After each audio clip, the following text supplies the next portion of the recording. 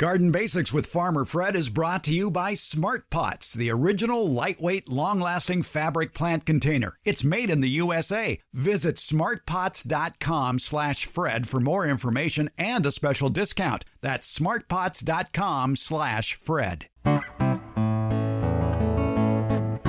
Welcome to the Garden Basics with Farmer Fred podcast. If you're just a beginning gardener or you want good gardening information, well, you've come to the right spot. Are you feeling stressed? Well, who isn't stressed lately? How can you reduce stress in your life? Well, I tell you what, just keep doing what you're doing, and that's gardening. Scientific studies have shown that gardening, and even just slowing down and looking at your garden or nature, can help reduce anxiety and stress. And that is also true for having a collection of indoor plants, especially near your workplace. America's favorite retired college horticultural professor, Debbie Flower, is a firm believer who stops and smells the roses as well as other aromatic plants that can calm your day down. How your garden can help get you through these stressful times. It's here on the Garden Basics podcast. We're podcasting from Barking Dog Studios here in the beautiful Abutilon jungle in suburban Purgatory. It's the Garden Basics with Farmer Fred podcast, brought to you today by Smart Pots and Dave Wilson Nursery. Let's go. Glad you could join us for this episode of the Garden Basics podcast. We're recording this on July the 15th for its first playback on Friday, July 19th. And so if you are with us here on the 19th or the 20th or the 21st, wow, what a stressful week it has been, and it still is for all of us. And we're all kind of stressed out. There is some good news. Gardening can help you reduce stress. How's that? Interestingly enough, it started with a column I read last week in the Washington Post by their medical correspondent, Dr. Leanna Wen. And the name of the column, if you want to look it up, is called How Everyone Can Experience the Magic of Forest Bathing. You've probably heard of forest bathing, and you're saying, Fred, I have no desire to grab a bunch of detritus from the forest and jump in a tub with pine cones and sharp conifer needles. I don't blame you. I wouldn't do that either. But no, forest bathing is a little different than that. Forest bathing is basically enjoying nature, really just doing a slow walk or sitting in a forested area or a natural area that has a lot of natural calming sounds to it. And it was interesting to note that in this column about forest bathing, how she was basically so receptive to the idea. Also, she had no idea how many devoted practitioners there were in the United States. One of her readers of her column in the Washington Post was Ben from California. He's 87, and he wrote that he's healthier now than when he was 57 and working a high-stress job. He says, my doctor has taken me off all medications for high blood pressure and cholesterol. I credit forest bathing, Ben says. He's part of a group that does weekly forays into a local wooded park, which he says are therapeutic, convivial, and magical. That sounds maybe a little far-fetched to you, but try it sometime. It really is very relaxing. But not all of us live near natural areas. Maybe, though, you have room for a garden. That can help. Maybe you only have room for interior plants. That can help as well. But getting back to this idea of forest bathing, Dr. Wen cited this study from Australia during that country's COVID lockdowns that showed people who had a view of trees and grass from their apartments had better mental resilience than those who didn't. Debbie Flower is here, America's favorite retired college horticultural professor, and we are, of course, recording this here in the Abutilon jungle of suburban Purgatory. But the view, Debbie, it's flowers, it's greenery, yeah. It's relaxing. It's better than staring at another house in suburban Purgatory if those shrubs weren't there. Yeah, I've lived in a number of different houses, and one of the things that really drives which one I buy is what you see out the window. Kitchen window, the kitchen sink has to be under a window that looks at greenery, or that I have the option of putting greenery outside of, not into somebody else's wall. I'm pretty picky about that. Dr. Wen points out that just looking at greenery can help alleviate stress. I feel less stressed right now. And if you're working from home and you have a garden, you may want to position your desk so you too get to look at greenery instead of maybe a rooftop or traffic going by. She also encourages people to bring plants into the home and to try your hand at gardening. She says research shows that indoor horticulture activities like potting plants and handling soil can reduce anxiety and sleeping problems. And she had a link to that research. And that piqued my interest, so I went to that article. And it's an article about indoor therapeutic horticulture. It's from the publication. It's a peer-reviewed publication called Complementary Therapies in Medicine. And this particular one is called A Feasibility Study on Indoor Therapeutic Horticulture to Alleviate Sleep and Anxiety Problems, the Impact of Plants and Activity Choice on its Therapeutic Effect. And basically, they had groups of people playing with houseplants. That study found that it did reduce a lot of anxiety, and it even reduced a lot of sleeping problems.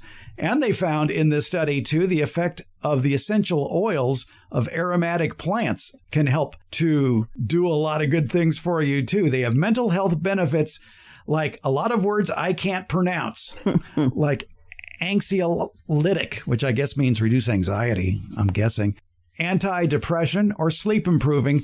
But this group also found out as they were studying these plants, they studied some ornamental plants for this group that was basically potting plants and doing things with them, general aromatic plants, and functional aromatic plants. The regular plants they were dealing with included heucheras, plumbago, some varieties of pelargoniums, and star jasmine. And they used another group called the General Aromatic Plant Group, which included the plectranthus, lantana, which I believe is the official flower of Folsom. I'm not sure about that, but every neighbor seems to have it except me. And catnip, too. See, your cat is right.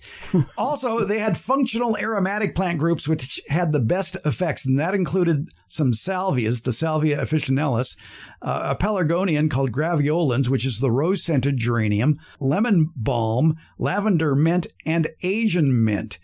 And they say about that group, the plants in this group are aromatic and their odors have been proven to be effective in relieving anxiety or depression. And boy, if this isn't a week to relieve anxiety or depression, it makes you want to run out and find a rose-scented geranium right now, or salvia, or lemon balm, or lavender mint, or Asian mint. A lot of these can be grown inside a house, too.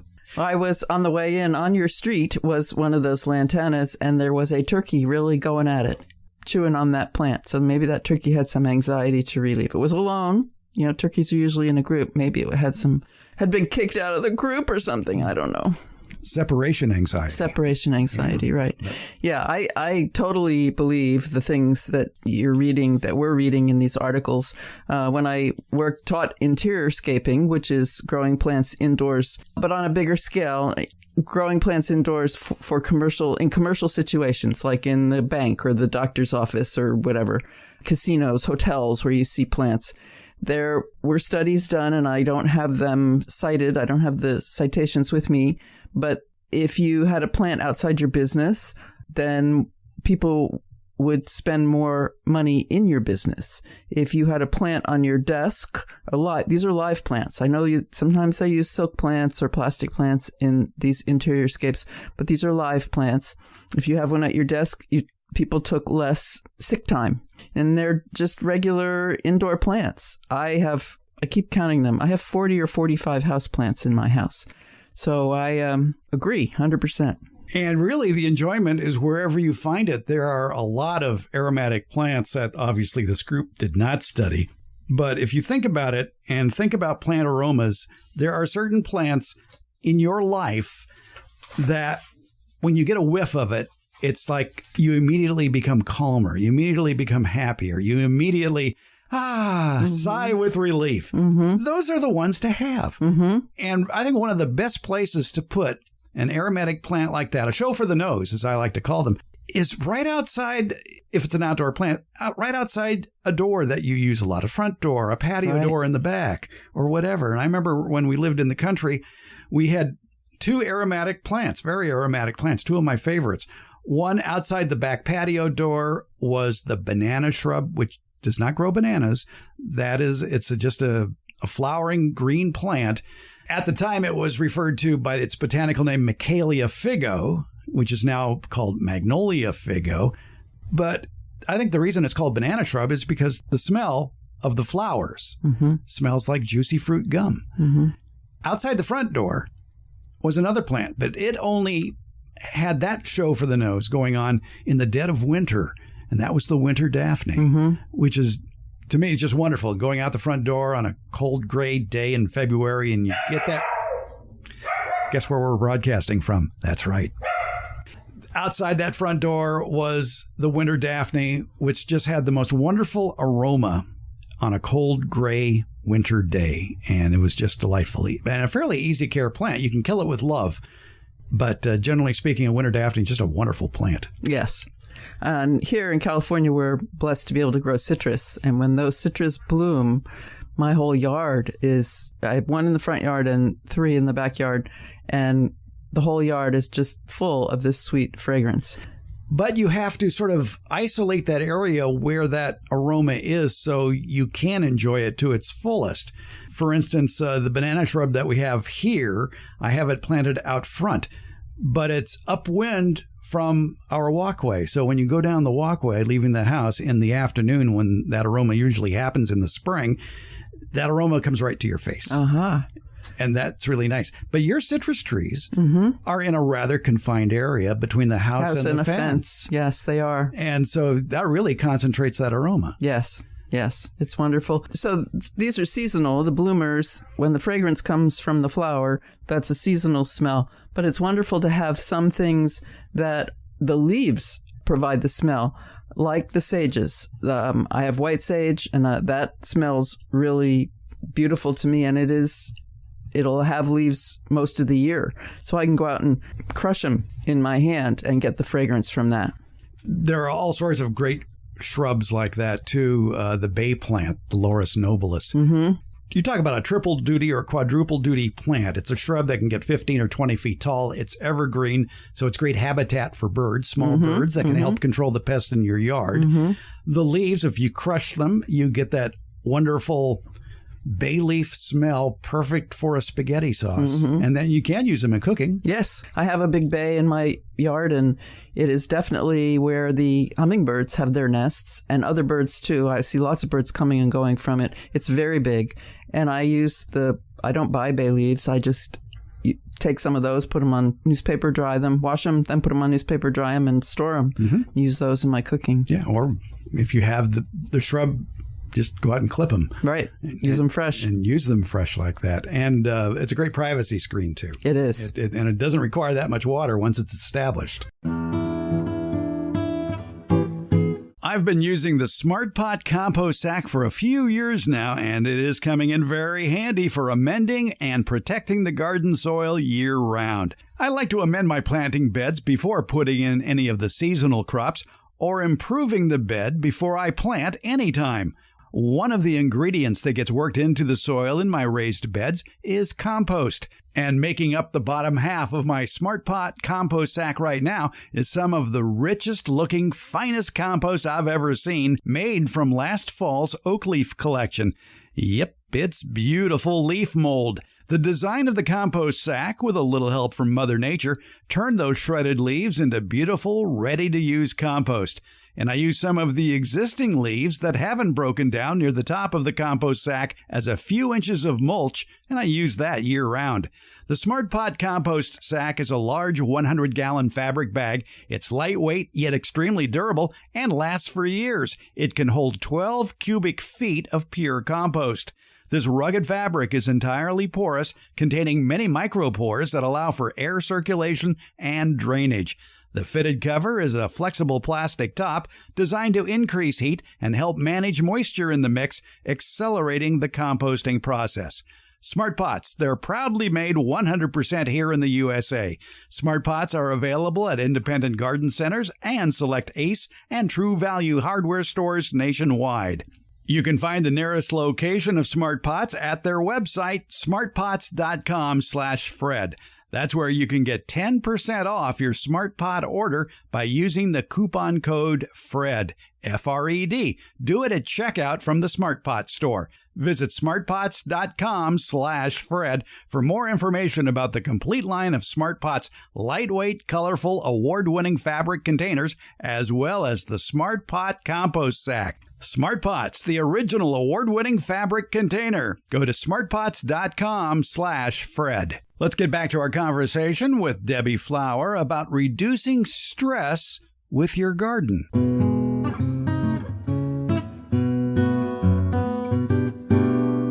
Dr. Wynn, in her column in the Washington Post that I've been quoting from, she said she tried forest bathing, and she went out and said, one recent morning, I saw 2 playful bunnies and a woodpecker. I smelled a pine tree. I held a rock and noticed how smooth its edges were. I heard birds singing and leaves rustling. It was calming, relaxing, and dare I say, even magical.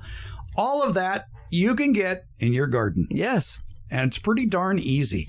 If you haven't already, you should have a table set up in your garden where on a nice morning you can go out and have your coffee and enjoy the action, enjoy the aromas, enjoy just the life that you hear around you. Yes.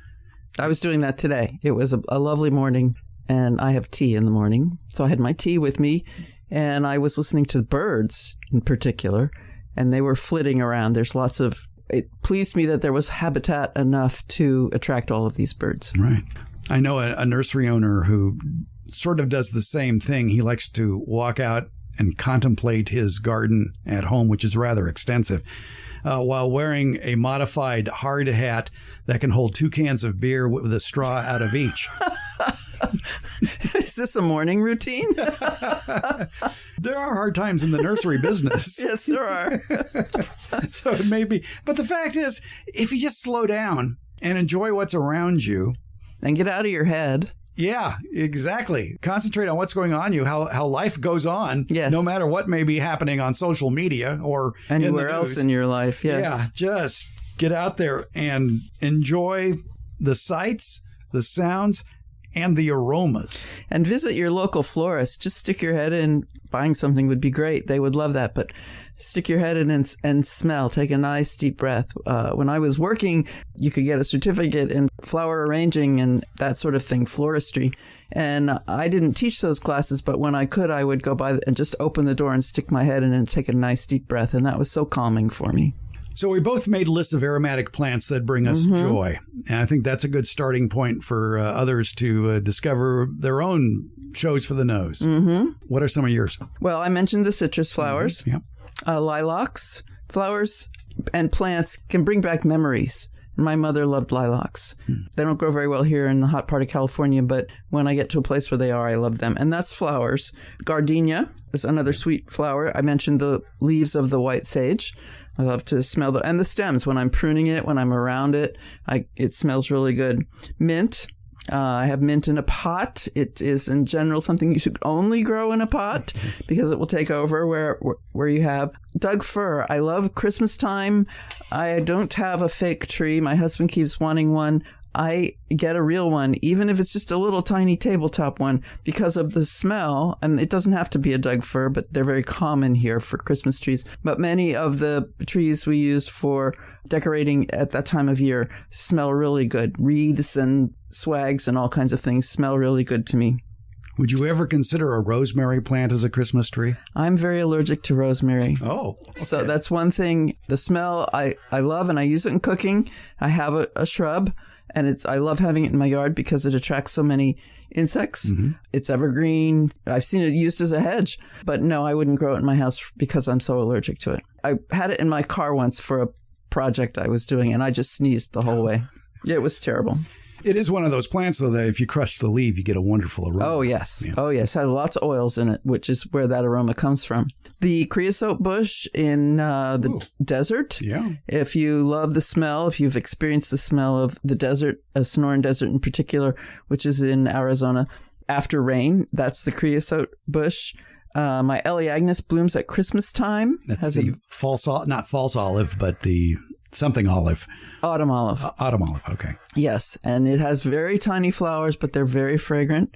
Ruta graveolens, which is common name is herb of grace, and it has medicinal uses, which I'm not real familiar with, but I used it as in a leaf activity because it has very interesting compound leaves. The whole classroom smelled. I liked it. Some people, though, are allergic to it, the oils that are in it. They seem to only express themselves when the oil on the skin is in the sun. That's when you can end up having a rash.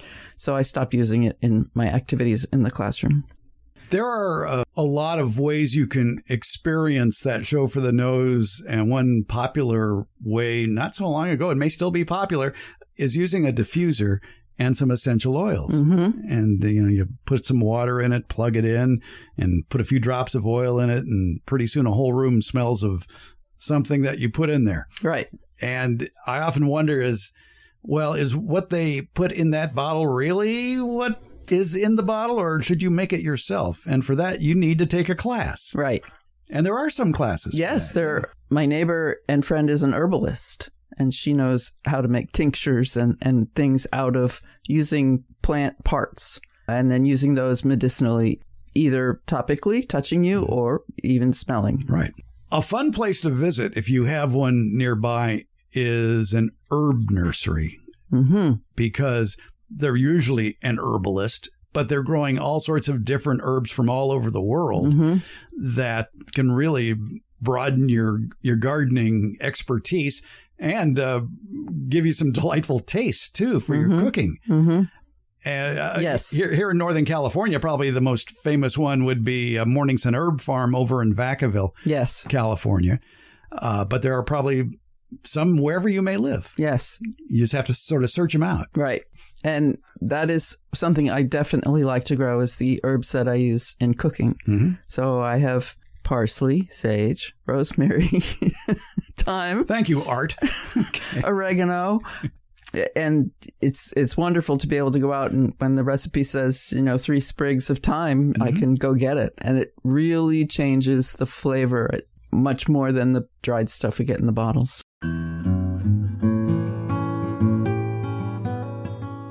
It's summer, time for harvesting all that delicious fresh fruit from your backyard orchard. Summer is also the time for doing some fruit tree pruning.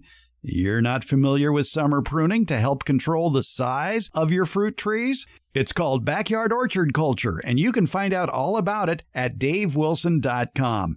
That's the website for Dave Wilson Nursery, the nation's largest grower of fruit trees for the backyard garden.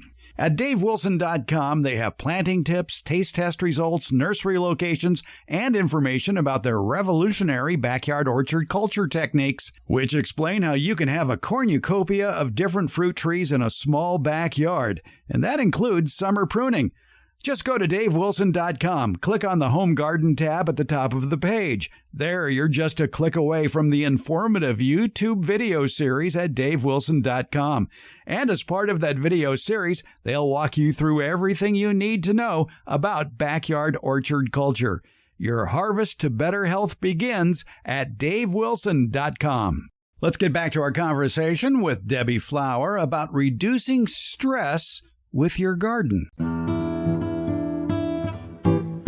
I'm very fortunate to have a wife who has really gotten into cooking now and basically wants to cook as much stuff as she can from the garden. Mm. So we have an ever-growing herb collection mm-hmm. outside, and it's very nice, and mm-hmm.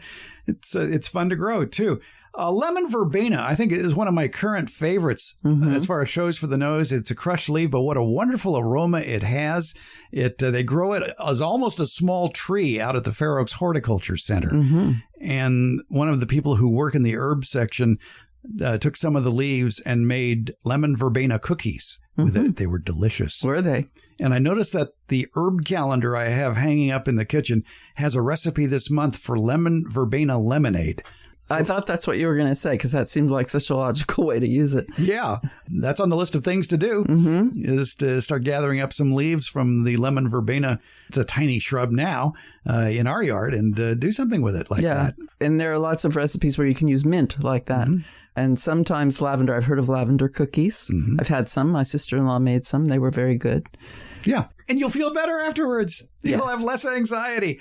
I have a lot of seasonal shows for the nose. And I think one of my favorites, as you might guess, is rubbing my finger gently along the stem of a young tomato plant. And it's just the promise of the summer to come. That is distinctive. Yes. And all those tiny little hairs. Yes. That you say will become roots. Or can become roots. No, I don't think I ever said that. Yes, you did. You didn't? No. No? What becomes roots then if you buried it? Those knobs that form. Oh, not the hairs. No, not the hairs. Okay, the knobs. The hairs are called trichomes, and they're extensions of the epidermal cell. The epidermal cell is the very outside cell that encases the plant. Like we have skin, that would be our epidermis. The hairs are extensions of them, and they're there to protect the stem in some way, to make a deep forest so that an aphid can't get to the stem, or to prevent wind from getting to the stem as strongly so it won't dry out, something like that. That's what, and producing oils so that the oils might be repellent to a pest. But roots arise from further inside the plant. That all makes sense. But there is something, if you've never stroked your finger along a tomato stem, give it a try. It's not as crazy as it sounds. I noticed in that study about reducing or the therapeutic effect of indoor horticulture that they used a plant that the study was done in China, and the plant they used, they call it Confederate jasmine, the Tracheospermum jasminoides, which we know as star jasmine, right? Which is a very common garden shrub here. Actually, it's more of a vine. Yes. And it's often used in a shady area along a fence. Right. And boy, oh boy, in May, you can smell that a half block away. You can, yes. Yeah. So star jasmine, another one to add. I'm not sure of the vitality of star jasmine across the country. I know it does well here in USDA Zone 9. Right. It's not real hardy. It doesn't survive in many colder places. I guess I could look it up in this big book I have sitting next to me. Well, Fred, it's the 21st century. You could use your computer and look it up. What if I want to look it up in a book? Why are you trying to raise my anxiety levels? All right. See, I have fights with myself. All right. Zones vary by species. I did not know that. Now, I'm looking at the Sunset Western Garden book, and it basically says the star jasmine, also known as Confederate jasmine, zones 8 through 24.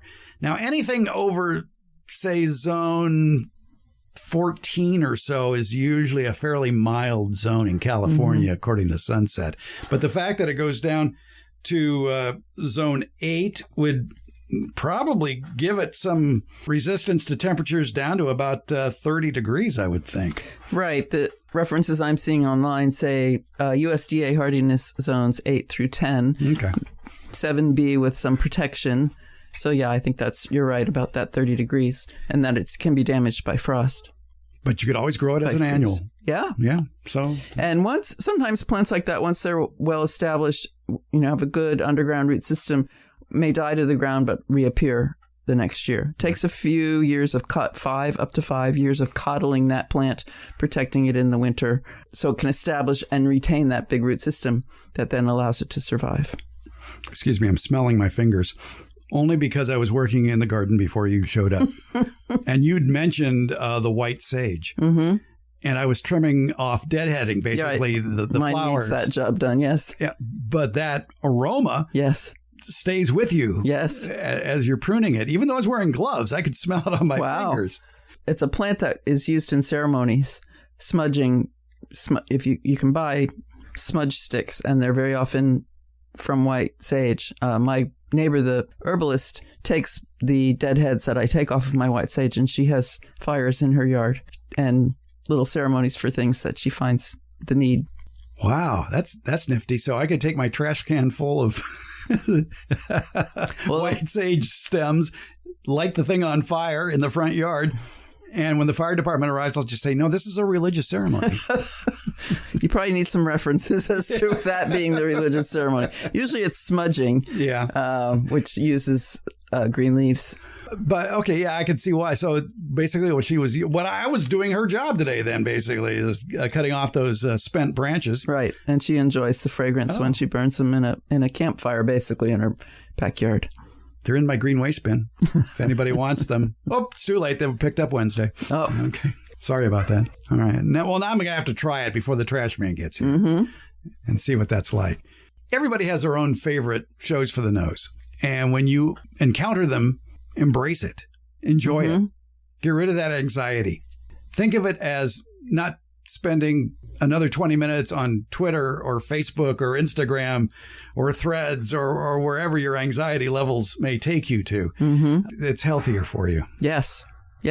Slow down and look around and do that. What's it called? Bathing? Forest bathing. Forest bathing. Yeah. In your own surroundings. One thing it pointed out, though, in that article in the Washington Post about forest bathing is if you're a runner or you're a biker and maybe you use a trail that is in a natural area, and heavens knows I bike in a lot of natural areas, that is not really considered forest bathing. It's only when you get off the bike or you stop running and you let your heart rate get back down to normal and your blood flow get back down to normal that you can really let those aromas and the sounds that are around there too really soak in and help you out. I was thinking of that on my walk today, where we saw a couple of hawks, a bunch of deer, quail, and it was among trees. Yeah, and I tried to stop and spend a little bit of time in those places. Stop and smell the roses is a saying that many people have heard, and it needs to be observed more for our internal health. And that's a completely different show that I think is somewhere in the catalog of Garden Basics are Fragrant Roses. Yeah. So I'll have a link to that in the show notes. Good. If you like fragrant roses. There we go. Debbie Flower, thanks for stinking up the place with us today. I like the sweet smell. Yes.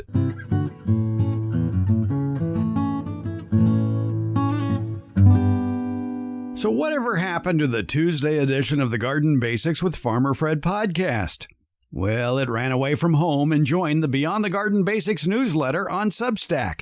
There, it really is a deeper dive into what you may have heard on the podcast, with more information, links, pictures, opinion, and of course, stuff that just popped into my head.